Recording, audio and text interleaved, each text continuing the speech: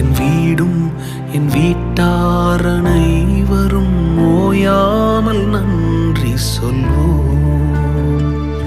ஒரு கரு போல காத்தீரே நன்றி, என்னை சிதையாமல் சுமந்தீரே நன்றி.